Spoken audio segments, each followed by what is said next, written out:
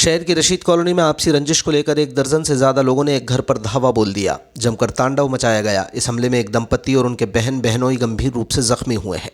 कोतवाली पुलिस ने विवेक पुत्र कैलाश की शिकायत पर 10 से अधिक आरोपितों के खिलाफ मामला दर्ज किया है। बताया जा रहा है कि फरियादी पक्ष के रामबाबू नरवारे का परिवार विवेक के मकान में किराए से रहता है, जिनके साथ ये बर्बरता की गई। घटना 3 और 4 फरवरी की दरमियानी रात की बताई गई है। पीड़ित परिवार ने आपबीती सुनाते हुए बताया कि रात करीब 9:30 बजे वो अपने बच्चों के साथ घर में बैठे थे, तभी अचानक हथियारों से लैस हमलावरों ने पीछे का दरवाज़ा तोड़कर घर में प्रवेश किया। हमलावरों को देख पीड़ित परिवार जान बचाकर बाहर भागा, अपने रिश्तेदारों को मदद के लिए बुलाया। हैरानी की बात यह है कि जब एक फरियादी अपनी पत्नी के साथ थाने में रिपोर्ट दर्ज कराने पहुंचे, उसी दौरान पीछे से आरोपितों ने उनके सालों के साथ भी जमकर मारपीट की। हमलावरों ने केवल लोगों को नहीं पीटा, बल्कि घर के बाहर खड़ी मोटरसाइकिल को भी बुरी तरह क्षतिग्रस्त कर दिया। पुलिस ने इस मामले में FIR दर्ज कर ली है। पीड़ित पक्ष का कहना है कि घटना के कई घंटे बीतने के बाद भी अभी तक गिरफ्तारी नहीं हुई है। जी भाई, क्या नाम है आपका? अमीशा।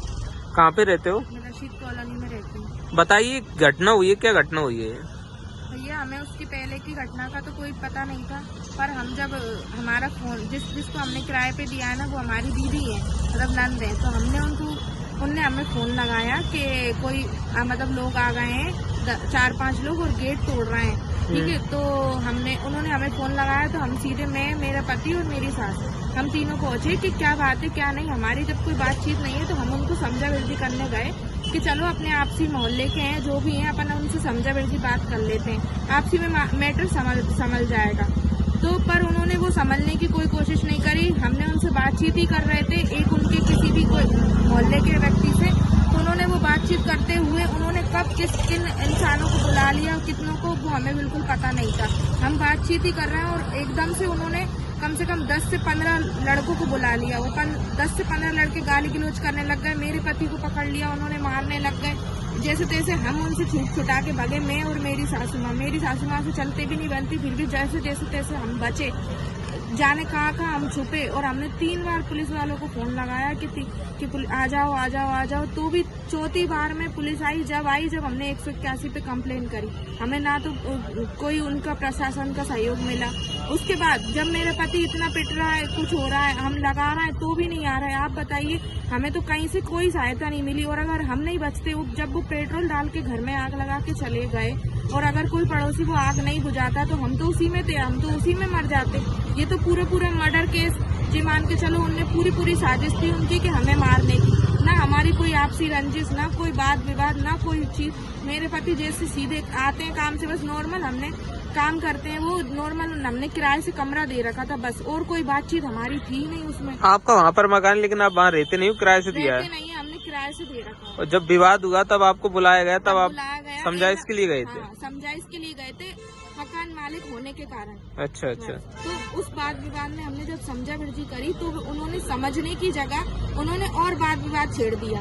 अच्छा, ये कौन लोगों को पता चल पाया? ये कुछ तो वहीं के हैं, जो मोहल्ले के लोग हैं, जो कि हैं, जिन्होंने ये सब साजिश करी है, और कुछ का हमें पता नहीं है अभी। अच्छा, तो ये FIR वगैरह हुई क्या? कुछ FIR हुई जब मेरे पति पिट गए, जब सब कुछ, जब हम पहले गई मेरी नंद FIR करने, जब हमने उनको भेजा छूटते छुटाते, तब तो FIR नहीं की गई। कहने लग गए इसकी सुबह करेंगे।